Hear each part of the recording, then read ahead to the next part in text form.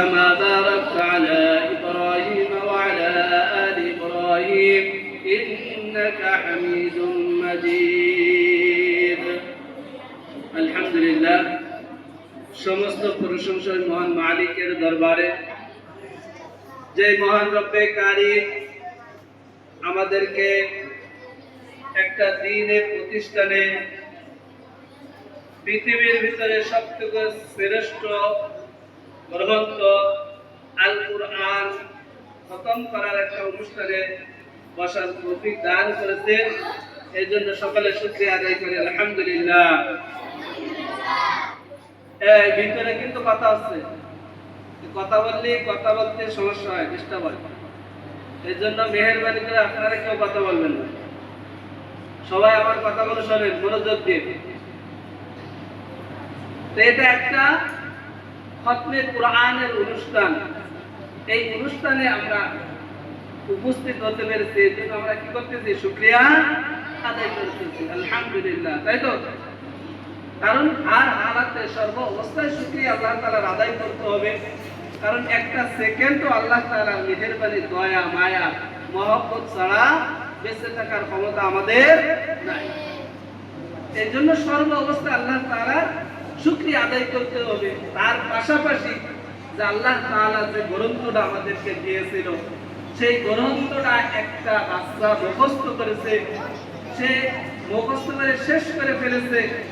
এই শেষ করার কারণে তার ভিতরে একটা কোরআনের পরিপূর্ণ একটা কোরআন আছে, এই জন্য সেই মজলিসে বসতে পেরেছি। এমন একটা দামি মজলিস, এই মজলিসে বসতে পারার জন্য আমি আবারও শুকরিয়া আদায় করি, তাই না? পিছনে কথা হচ্ছে কিন্তু তিনবার নিষেধ করলাম, এরপরে পিটানি দিবেন। এবার যে যার পাশে কথা বলবে দুই পাশে কান ধরে দাঁড় করে দেবেন, তারপর পিটানির দায়িত্ব আমার।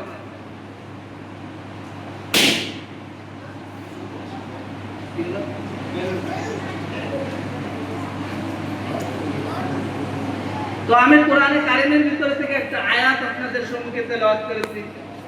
আল্লাহ তাআলা কোরআনে কারিমের যে আয়াতটা তেলাওয়াত করেছেন, আয়াতের অর্থ হচ্ছে ইন্না নাহনু নাযালনা যিকরা ওয়া ইন্না লাহু লাহাফিযুন। আমি এই কোরআনকে নাযিল করেছি আর এই কোরআন হেফাজতের দায়িত্ব আমি রব্বুল আলামিনের। অর্থাৎ আল্লাহ তাআলা এই গ্রন্থকে দুনিয়ায় পাঠাইছেন আর এর হেফাজত আল্লাহ তাআলা নিজেই করবেন। এই হলো কোরআনের আয়াতের তরজমা।